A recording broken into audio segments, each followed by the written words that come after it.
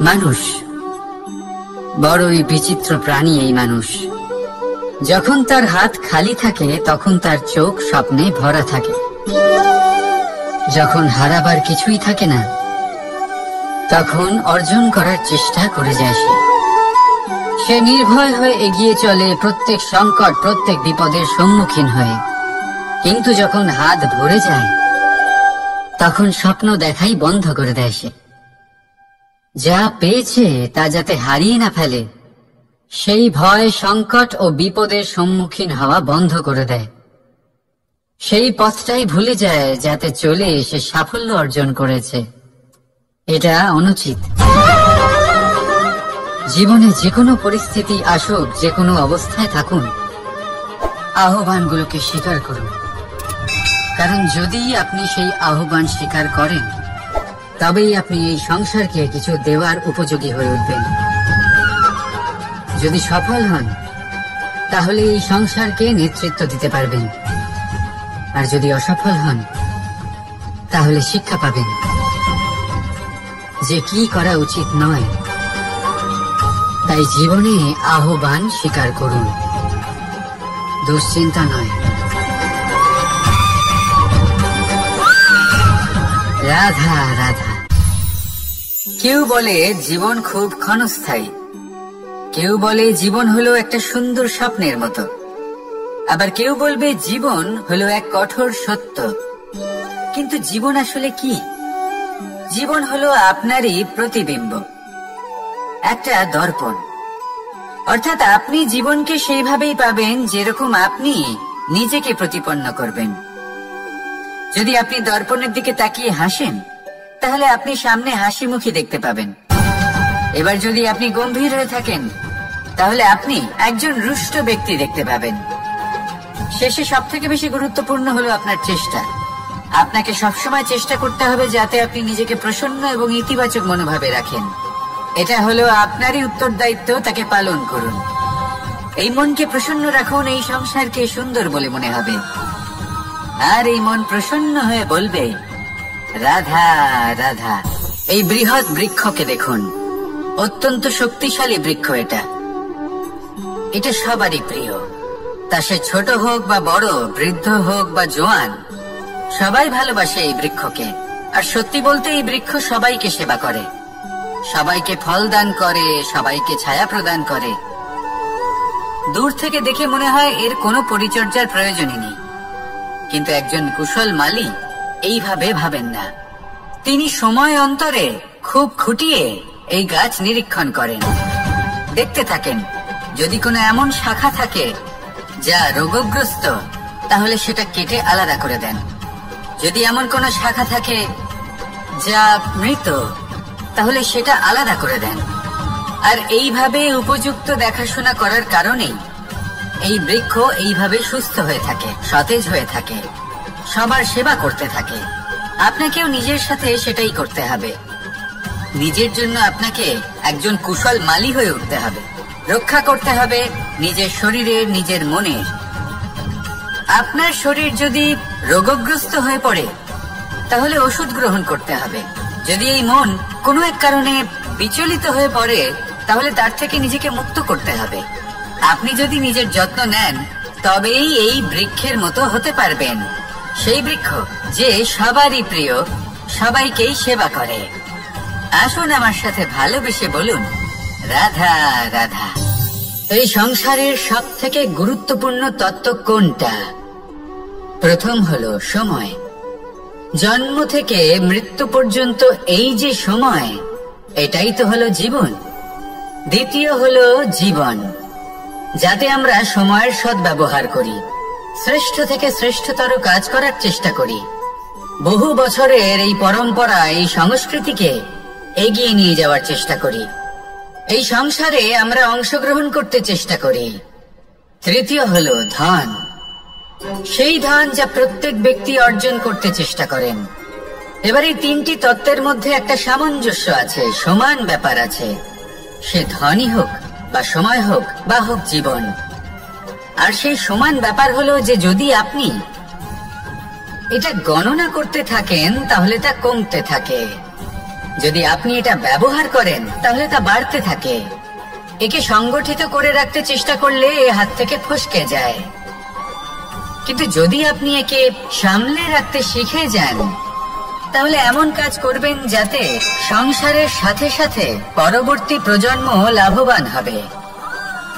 যদি কিছু শিখতে চান তাহলে সামলাতে শিখুন, গণনা করা বা সংগঠিত করা নয়।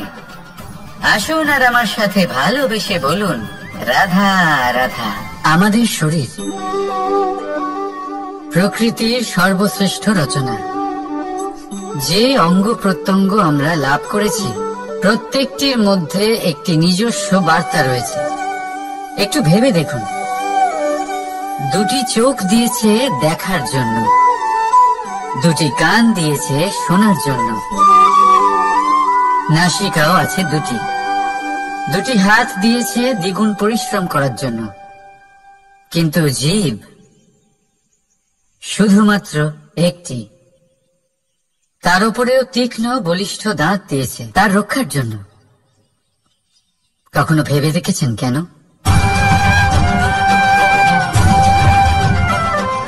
কারণ শব্দ আর শব্দের প্রয়োগ মানুষের সবচেয়ে বড় অস্ত্র, যার প্রয়োগ যত ভেবে চিন্তে করা যায় মানুষ তার জীবনে ততটাই উপরে উঠতে পারে। তাহলে মনে রাখুন, দেখুন, শুনুন আর বুঝুন বেশি, বলুন কম। রাধা রাধা। আমরা সকলে শক্তি অনুভব করতে চাই। এবার যদি আপনাকে জিজ্ঞেস করা হয় যে সবথেকে বেশি শক্তির অনুভব কোথা থেকে করা সম্ভব, তখন কেউ কেউ বলবেন পুষ্টিকর আহার গ্রহণ করলে, ব্যায়াম করলে, কেউ বলবেন ধন লাভ করলে, বন্ধুদের থেকে, পরিবারের থেকে, আদি ইত্যাদি। এইভাবে আপনি শক্তির অনুভব অবশ্যই করতে পারেন, কিন্তু সবথেকে বেশি শক্তির অনুভব যদি আপনি করতে চান তাহলে তা পাবেন শুধু একতার দ্বারা, সংগঠনের দ্বারা। যদি আপনাকে উদাহরণ দিই, নিজের এই হাতটাকে দেখুন, 5টা আঙুল রয়েছে। কোন একটা বস্তুকে নিজের একটা আঙুল দ্বারা তুলে ধরার চেষ্টা করে দেখুন, বড়ই কষ্ট হবে। তখন আপনি বুঝতে পারবেন যখন এই 5টি আঙুল একত্রিত হয় তখন কোনো কাজ কতটা সহজ হতে পারে। এটাই হলো শক্তি, একতার। সব থেকে ভালো উদাহরণ যদি আপনাকে দিই তাহলে বাঁশি। এই বাঁশি থেকে অত্যন্ত মধুর সুর নির্গত হয় যা সবার মন প্রসন্ন করে দেয়। এই কথা সত্যি, কিন্তু এই বাঁশি আমি একটা বা দুটো আঙুল দিয়ে বাজাতে পারবো না। আমাকে প্রত্যেকটা আঙুল ব্যবহার করতেই হবে, তবেই এর থেকে মধুর সুর নির্গত হবে যা সকলকে প্রসন্ন করবে, ঠিক কিনা? ঠিক এইভাবেই যদি আপনি চান যে আপনার জীবনরূপী বাঁশি থেকেও মধুর সুর নির্গত হোক বা সবার মনকে প্রসন্ন করে তুলুক, তাহলে আপনাকেও জীবনে একতা নিয়ে আসতেই হবে। আপনি একাও কর্ম করতে পারেন, পথ চলতেও পারেন, সামনেও এগোতে পারেন, সাফল্যও লাভ করতে পারেন। কিন্তু যখন সকলে একসাথে এগোবেন, সেই পথে চলবেন, সেই কর্মই করবেন, তখন লক্ষ্যে অবশ্যই পৌঁছবেন, সাফল্য অবশ্যই লাভ করবেন। কিন্তু সেই সাফল্য এবং তার আনন্দের সংমিশ্রণটাই একটু অন্যরকম হবে। তাই জীবনে ঐক্যবদ্ধ হন, একসাথে মিলে এগোতে থাকুন, আর আমার সাথে ভালোবেসে বলুন, রাধা রাধা। এই হলো বট গাছের একটা বীজ।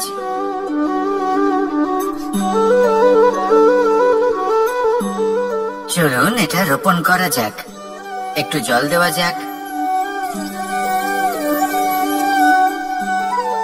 এবার এখানে একটা বিশাল বটবৃক্ষ উৎপন্ন হবে, কিন্তু কিভাবে? এতে কে সাহায্য করবে? এটা সম্ভব কে করে দেখাবে? প্রকৃতি। আগে হ্যাঁ, এই সংসারে যা কিছু উৎপন্ন হয়, যা কিছু নষ্ট হয়, তার জন্য প্রকৃতি দায়ী হন। এই প্রকৃতির কারণেই তো রৌদ্র আসে, প্রকৃতির কারণেই বৃষ্টি হয়, জল পাওয়া যায়। তার কারণেই এই বটের বীজ তা এক বিশাল বটবৃক্ষে পরিণত হবে।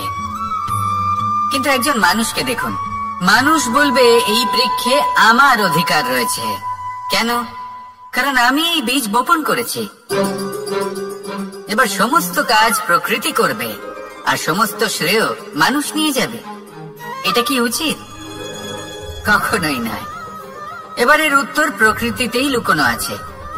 কখনো কোনো পাখিও এই বীজ রোপণ করে, সেখানে বৃক্ষ উৎপন্ন হয়, তাতে ফল আসে, সেই পাখি সেই ফল খায়, কিন্তু সেখানকার বাকি পাখি এবং প্রাণীদের সেই ফল খেতে বারণ করে না। সেই বৃক্ষের উপর নিজের অধিকার প্রমাণ করতে চেষ্টা করে না, সবার মধ্যে ভাগ করে দেয়। আর এটাই আমাদেরও করা উচিত।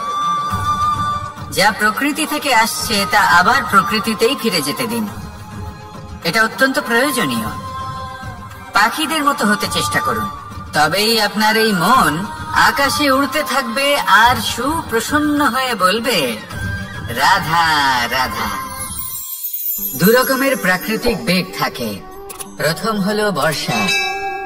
যখন এর বর্ষণ হয় তখন মাটিকে শীতল করে নতুন ফসল ফলায়। আর দ্বিতীয় হয় পবন, যা আমাদের সর্বদা শ্বাসবায়ু প্রদান করে। অশান্ত এই মনকে শান্তি প্রদান করে, এই ক্লান্ত শরীরে স্ফূর্তি প্রদান করে। আমাদের জীবনে যত আবেগ আছে তা হয় বর্ষার মতো হওয়া উচিত, নয় হওয়া উচিত পবনের মতো। ক্রোধ, মতভেদ, বিবাদ, এগুলো হওয়া উচিত বর্ষার মতো। অর্থাৎ কিছু সময় পরে যেন এরা নিজে থেকেই ছিন্ন ভিন্ন হয়ে চলে যায়। আর যদি পবনের মতো কোনো আবেগ থাকা উচিত তা হল প্রেম, যা সর্বদা শ্বাসবায়ু প্রদান করে, সবসময় সাথে থাকে। একে আমরা অনুভব করতে পারি না, কিন্তু এ আমাদের অনুভব করার জন্য প্রাণবায়ু প্রদান করে। আর যখন চক্রবাতের মতো সে ভয়ঙ্কর হয়ে ওঠে, তখন সমগ্র সংসার বদলে দেয়। এর সারমর্ম একটাই, শক্তি। মতভেদ, ক্রোধ, বিবাদের মধ্যে নেই। শক্তি যদি থাকে তা আছে প্রেমের মধ্যে। তাই এই প্রেমকে মনের মধ্যে রাখুন আর আমার সাথে বলুন, রাধা রাধা। ঘৃণা, প্রেম, রেগে যাওয়া, মান ভাঙানো, ভুলে যাওয়া, এই সকল অনুভূতি মানুষের জীবনে অত্যন্ত গুরুত্বপূর্ণ। মানুষের এই অনুভূতিগুলো না থাকলে মানুষ একটা যন্ত্রের থেকে বেশি আর কিচ্ছু নয়। কিন্তু এই অনুভূতি আপনি ভুল দিকে চালিত করলে এরাও আপনাকে আর মানুষের মতো বাঁচতে দেবে না। যদি ঘৃণার কথা বলেন, যদি আপনি কোনো ব্যক্তিকে ঘৃণা করেন, সেটা কেন? ব্যক্তিকে ঘৃণা করবেন কেন? ঘৃণা করুন তার স্বভাবগুলিকে, সেই স্বভাবগুলিকে যা সেই ব্যক্তিকে অপ্রিয় করে তুলছে। কারণ স্বভাব পাল্টানো যায়। সেইভাবেই রাগ করুন, কিন্তু তাদের কথায়, তাদের ওপরে নয়। কারণ কথা বদলে দেওয়া সম্ভব। ভুলতে হলে ভুলুন তাদের ত্রুটি, তাদের নয়। কারণ ভুল অবশ্যই শুধরে নেওয়া যায়। প্রেম করুন তবে তাদের আত্মার সাথে, তাদের অনুভূতির সাথে, শরীরের সাথে নয়। কারণ শরীর হলো নশ্বর। বলুন কিন্তু খারাপ ভাবে নয়, ভালোবেসে। রাধা রাধা। মুঠো হাতের শক্তি বেশি, মুঠো খুললেই তা দুর্বল। তা এমন কি থাকা উচিত এই বন্ধ মুঠোয় যা লাখের সমান? মানসিকতা এবং স্বপ্ন। মানুষ জন্মগ্রহণ করে, তার মানসিকতা সময়ের সাথে উন্নত হয়। মানসিকতা অনুযায়ী সে স্বপ্ন দেখে, আর সেই স্বপ্ন সার্থক করতে সে পরিশ্রম করতে থাকে। কিন্তু খুব গুরুত্বপূর্ণ একটা কথা আছে যা আপনার মনে রাখা উচিত। আপনার এই মানসিকতা, আপনার এই স্বপ্ন, তা যেন আপনার নিয়ন্ত্রণে থাকে। আপনার বন্ধ মুঠোয় যেন এর লাগাম থাকে, আপনি যেন এর প্রভু হন। যদি তা হয় তবেই আপনি লাভবান হবেন। যদি এরা আপনাকে নিয়ন্ত্রণ করতে থাকে, যদি আপনার মুঠো খুলে যায়, না পথ আপনার নিয়ন্ত্রণে থাকবে, না মানসিকতা থাকবে, না স্বপ্ন নিয়ন্ত্রণে থাকবে। আর যদি তাই হয় তাহলে আপনি আপনার ভবিষ্যৎ নষ্ট করে ফেলবেন। তাই নিয়ন্ত্রণ করতে শিখুন নিজের বিচার বুদ্ধি, নিজের মানসিকতা, নিজের স্বপ্নকে। নিজের এই স্বপ্ন পূরণ করুন আর আমার সাথে ভালোবেসে বলুন, রাধা রাধা। প্রত্যেক প্রাণী ভালোভাবে জীবন যাপন করতে চান, এটা তাদের স্বভাবে আছে এবং ভাবাটা অনুচিত নয়। কিন্তু একটা ভালো জীবনের গুরুত্বপূর্ণ অংশ কোনটা? বসবাসের স্থান, সেই স্থান যেখানে আমরা জীবন অতিবাহিত করি। এবার মানুষ ভাবতে পারেন যে একটা ভালো বাসস্থানের অর্থ কি? সেই স্থান যেখানে সহজে জল পাওয়া যায়, যেখানে শুদ্ধ বায়ু পাওয়া যায়, যেখানে আনাজ উৎপন্ন হয়।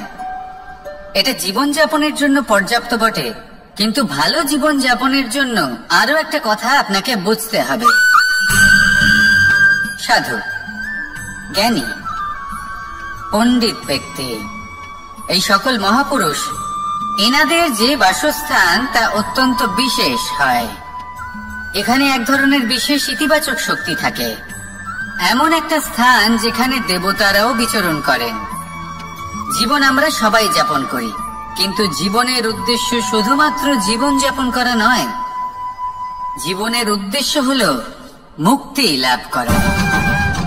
আর এই সকল সাধু, জ্ঞানী, পণ্ডিত ব্যক্তি, এই সকল মহাপুরুষ আপনাকে মুক্তির পথে নিয়ে যেতে পারেন।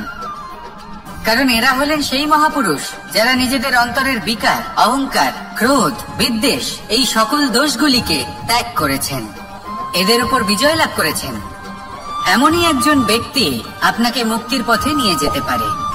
প্রয়োজন হলো শুধুই এনাদের চিনতে পারা, এদের কথা বুঝতে পারা এবং এদের দেখানো পথে চলা। যদি আপনি এটা করতে পারেন, তাহলে এই মন প্রফুল্ল হয়ে বলবে, রাধা রাধা। বিগত দিনের কিছু কথা মনে পড়ে গেল, এক অদ্ভুত ঘটনা যা অমূল্য শিক্ষা দিয়ে যেতে পারে। বিষয় হলো যক্ষের সাথে যুধিষ্ঠিরের কথোপকথন। একবার যক্ষ যুধিষ্ঠিরকে জিজ্ঞেস করলেন, ওনাকে বললেন যে আমার কিছু প্রশ্নের উত্তর যদি আপনি দিতে পারেন, তাহলে আমি আপনার বাকি ভ্রাতাগণকে আবার জীবিত করে তুলব। সেগুলোর মধ্যে খুব গুরুত্বপূর্ণ আর কঠিন একটা প্রশ্ন ছিল, এই সংসারে সব থেকে শ্রেষ্ঠ আশ্চর্য কোনটি? এই প্রশ্ন আমি আপনাকে জিজ্ঞেস করছি। এবার কেউ বলবেন স্বর্ণ দ্বারা নির্মিত লঙ্কা, এটি হলো সংসারের সব থেকে বড় আশ্চর্য। কেউ বলবেন বরফে ঢাকা সেই পর্বত যা আকাশ স্পর্শ করে। কেউ বলবেন সেই সমুদ্র যার গভীরতা মাপা অসম্ভব ব্যাপার। কেউ বলবেন সেই বায়ু যা আমরা দেখতে পাই না, কিন্তু তা আমাদের জীবন দান করে। সংসারের সব থেকে বড় আশ্চর্য কি, সেই প্রশ্নের উত্তর যুধিষ্ঠির দিয়েছিলেন, আর তা ছিল শ্রেষ্ঠ উত্তর এবং উচিত। উনি বলেছিলেন যে সংসারে প্রতিদিন কোন ব্যক্তি জন্ম লাভ করেন আর কোন ব্যক্তি মৃত্যুও লাভ করেন। এবার এই কথাটা সবাই জানেন, সবাই বোঝেন যে যখন জন্মেছে তখন কোনো একদিন আমিও অবশ্যই মৃত্যু লাভ করব। এবার যখন এই কথা প্রত্যেকটা মানুষ জানেন, তখন কেন প্রত্যেক মানুষ এই চিন্তায় থাকেন, এই নিয়ে কষ্ট পান, এই নিয়ে ব্যাকুল হয়ে থাকেন যে উনি একদিন মৃত্যু লাভ করবেন, তার থেকে দূরে পালাতে চেষ্টা করেন। বলেন যে আমি মৃত্যু লাভ করতে চাই না। কেন? যেখানে কোনো না কোনো দিন এটা অবশ্যই হবে। এ হলো ব্রহ্ম সত্য। এই যে ব্যাকুলতা, এই ভয়, এই যন্ত্রণা, এই চিন্তা তার মনকে বাঁচতেই দেয় না, এই জীবন অনুভবই করতে দেয় না। সেই জন্য এই চিন্তা, ব্যাকুলতা, ভয়, এসবের কি লাভ? কোনো লাভ নেই। সেই জন্য যতক্ষণ জীবনযাপন করছেন, প্রত্যেক মুহূর্ত যেন শ্রেষ্ঠ হয়, আনন্দময় হয়, প্রেমের দ্বারা পরিপূর্ণ হয়, সেই চেষ্টা করুন। চেষ্টা করুন যাতে আপনি যে কাজ করছেন তার দ্বারা যেন অন্যের মঙ্গল হয়। এই প্রচেষ্টাই আপনার জীবনকে প্রসন্নতা আর প্রেম দ্বারা ভরিয়ে তুলবে। এই মন সুপ্রসন্ন হয়ে বলবে, রাধা রাধা। এই পুকুর দেখছেন আপনি? বাচ্চা, বৃদ্ধ, যুবক, যাকেই আমি জিজ্ঞেস করব এটা কি, সবার উত্তর সেই একই হবে। উত্তর তখনই বদলাবে যখন প্রশ্ন এটা হবে যে আপনি এই পুকুরে কি করতে চান। কেউ বলবে আমি এমনি এর পাড়ে বসে এই জল স্পর্শ করে ঠান্ডা হাওয়ার আনন্দ অনুভব করতে চাই। কেউ বলবে আমি এই পুকুরে সাঁতার কাটতে চাই। কেউ বলবে কাগজের নৌকা বানিয়ে আমি এতে ভাসিয়ে দিতে চাই। কেউ বলবে আমি মাছ ধরে নিজের জীবন যাপন করতে চাই, ইত্যাদি ইত্যাদি। আপনাকে একটা কথা বলে রাখি, আমাদের জীবনও এই পুকুরেরই মতন, একই রকম। কিন্তু আমরা এই জীবন নিয়ে কি করব সেই সিদ্ধান্ত আমাদের। এই পুকুরে আপনি মুক্তও পাবেন, আবার পাঁকও পাবেন। যদি আপনি মুক্ত পেতে চান তাহলে এই পুকুরের গভীরে আপনাকে যেতে হবে, ততটাই চেষ্টা করতে হবে যতটা করলে আপনি সেই মুক্ত অর্জন করতে পারবেন। না হলে শুধু পাঁকে হাত পড়বে। তাই যা আমি সর্বদা বলে থাকি, সিদ্ধান্ত আপনার। রাধা রাধা। এই সংসারের সব থেকে বড় সুখ কি? কেউ বলবেন নিজের লক্ষ্য প্রাপ্ত করা, কেউ বলবেন ধন উপার্জন করা, কেউ বলবেন নিদ্রাই সব থেকে বড় সুখ, কেউ বলবেন রাজ্য লাভ করা, আবার কেউ বলবেন মাতার হাত থেকে খাবার খাওয়া, আদি ইত্যাদি। কিন্তু যদি সত্যি কথা বলি, এই সংসারের সব থেকে বড় সুখ হলো সেবা করা। কখনো কাউকে সেবা করে দেখুন। এই সেবা দ্বারা অন্য কোনো মানুষের আশীর্বাদ লাভ করাতেই সুখ রয়েছে। আপনার সেবা ভাব দ্বারা যখন কোনো মানুষ নিজের অন্তরাত্মা থেকে আপনাকে আশীর্বাদ করে, তার থেকে বড় সুখ আর কিছুই নেই। কারণ প্রত্যেক মানুষের মধ্যে ঈশ্বর বাস করেন। নরের সেবাই হলো নারায়ণের সেবা। নিষ্কাম সেবা করাই হলো সব থেকে বড় সুখ। তাই নিজের অন্তরের সেবার এই ভাব জাগ্রত করুন। যে সুখের কথা আমি বলছি সেই সুখ অনুভব করেই দেখুন। এই মন সুপ্রসন্ন হয়ে বলবে রাধা রাধা। বাহ, পুষ্পের সুবাস আমার খুব ভালো লাগে। অত্যন্ত সুন্দর হয় এই পুষ্প। এইভাবে চারিদিকে পুষ্প দেখে মন আনন্দিত হয়ে ওঠে। এবার আপনারা ভেবে দেখুন, আমার চারিদিকে পুষ্প নয়, আগুন আছে। তাহলে কি হবে? আমার শরীর কি জ্বলে যাবে না? অবশ্যই জ্বলবে। শরীরকে কি আগুনের তাপ সহ্য করতে হবে না? অবশ্যই সহ্য করতে হবে। এটাই হলো প্রকৃতির নিয়ম। এই নিয়ম কিন্তু আমরা সবাই জানি, কিন্তু আমাদের মধ্যে বেশিরভাগ মানুষ এই বিভ্রান্তি নিয়ে বাঁচে যে এই যে প্রকৃতির নিয়ম, তা আমার উপর প্রযোজ্য নয়। তা কিন্তু নয়। আমাদের চতুর্দিকে এই যে নিসর্গ রয়েছে, আমরা তার কতটা ক্ষতি করি সেটা একবার ভেবে দেখুন। আমরা বনাঞ্চল জ্বালিয়ে দিই, বায়ু দূষিত করি, জল দূষিত করি, প্রাণীদের হত্যা আমরা করি। কেন? এই নিসর্গ আমরা নষ্ট করি, যদিও আমরা জানি যে আমরাও হলাম এই নিসর্গেরই অংশ। এবার দেখুন, শরীরের কোনো অংশে যদি আগুন ধরান, আস্তে আস্তে সমস্ত শরীরও জ্বলে যাবে।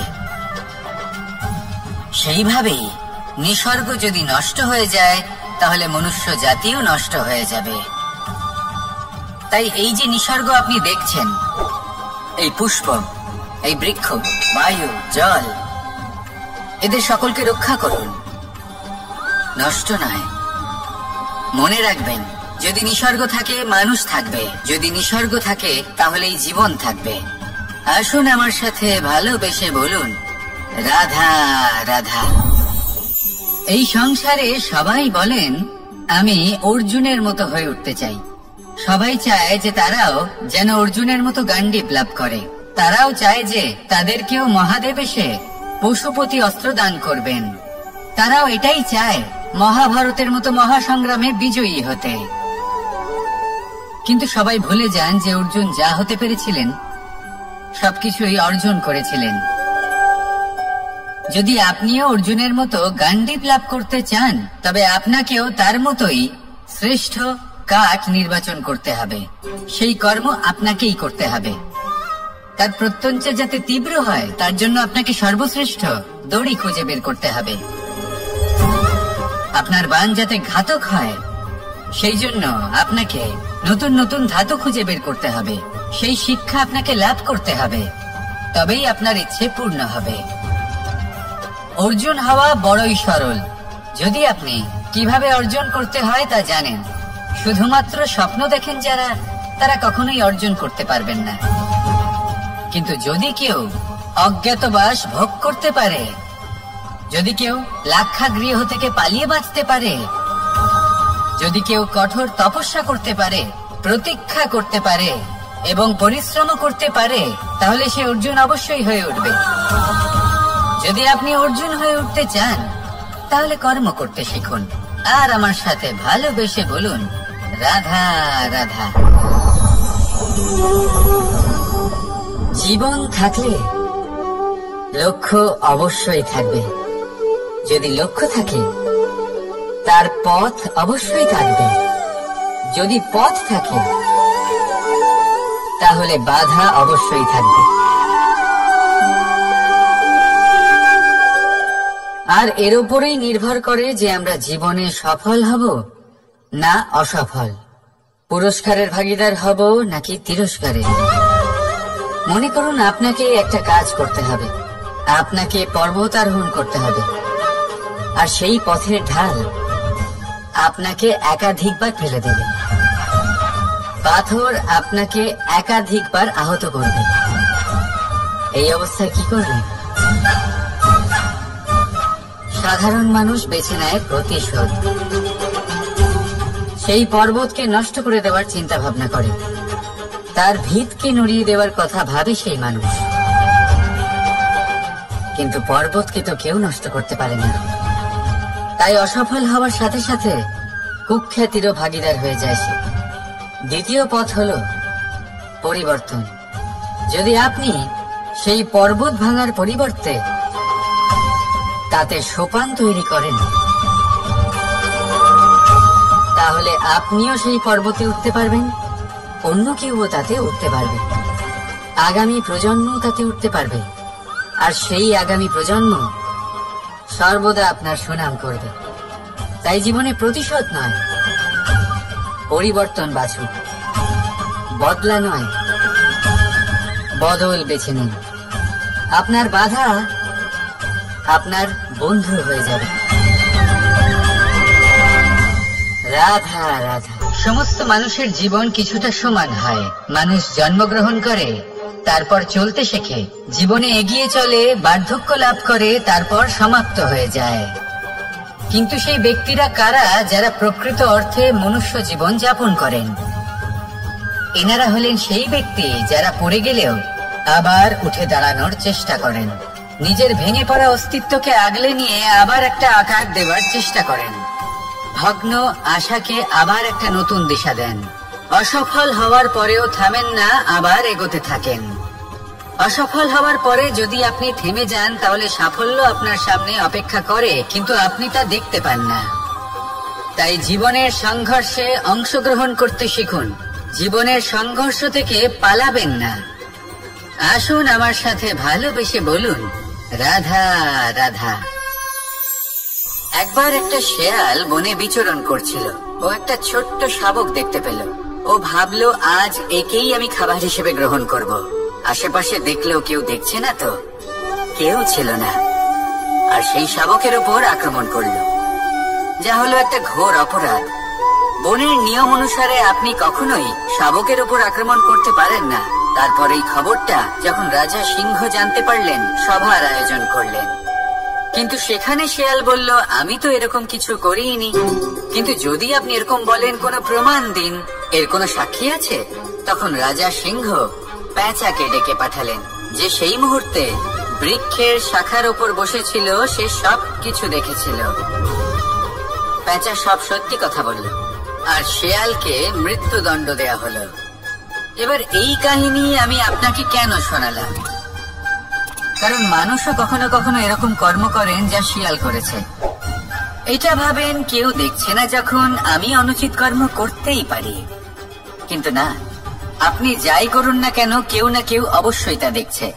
কোনো ব্যক্তি না হলেও কোনো প্রাণী, না হলে কোনো যক্ষ বা দেব বা প্রেত। যদি এনারা কেউ না দেখেন তাহলে ধরিত্রী মাতা দেখেন, যেখানে দাঁড়িয়ে আপনি সেই কর্ম করছেন, তাই না? তাই একটা কথা সবসময় মনে রাখবেন, কে দেখছেন কে দেখছেন না সেই বিষয়ে ভাবা ছেড়ে দিন। এটা খুব সহজ কথা। আপনি যদি উচিত কর্ম করেন উচিত ফল পাবেন, যদি অনুচিত কর্ম করেন তাহলে আপনি অনুচিত ফল অবশ্যই পাবেন। সেই জন্য উচিত পথে চলতে থাকুন, উচিত কর্ম করতে থাকুন, আর আমার সাথে ভালোবেসে বলুন রাধা রাধা। তোমাদের যদি এই ভিডিওটা ভালো লাগে থাকে তাহলে অবশ্যই একটা লাইক করে দাও। এইরকম ভিডিও পেতে গেলে আমাদের সাথে থাকো।